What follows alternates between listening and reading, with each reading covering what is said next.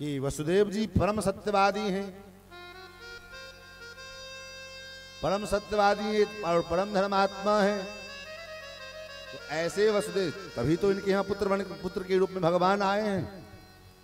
भगवान किसी का बेटा बनेंगे तो कोई सामान्य जीव थोड़ी होगा, वो भी तो कोई महान धर्मात्मा होगा।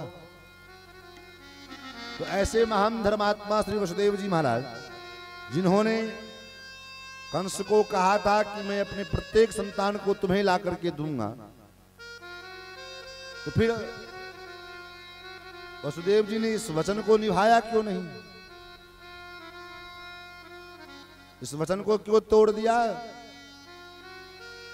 तो कहते हैं इसका एकमात्र कारण है। क्या कारण है? वसुदेव जी ने इसलिए ऐसा किए हैं क्योंकि वसुदेव जी जानते हैं, वसुदेव जी सोचते हैं कि मैंने तो इसे कहा था कि मैं अपने प्रत्येक संतान को ला करके दूंगा, लेकिन इसे विश्वास नहीं, इसलिए तो मुझे कारागार में लाकर धर दिया। और जब कारागार में लाकर धर ही दिया है तो अब इसकी हमारी जिम्मेदारी तो समाप्त हो गई। अब इस संतान को कैसे बचाना है, और अब बचाने की जिम्मेदारी है, मारने की जिम्मेदारी इसकी। एक भाव।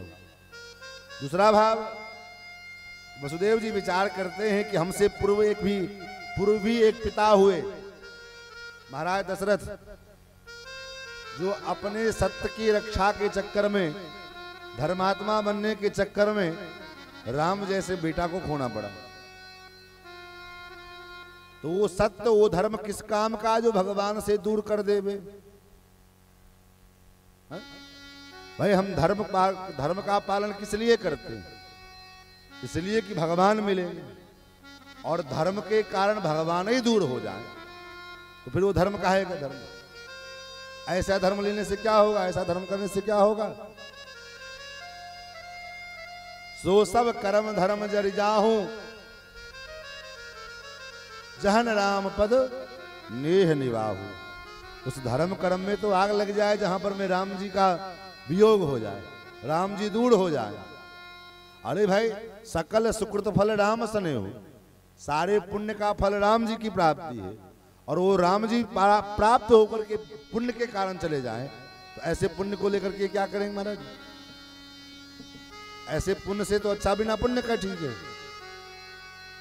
इसलिए वसुदेव जी ने भले ही अपने पुण्य को तिलांजलि दे दिया, लेकिन भगवान को तिलांजलि नहीं दी।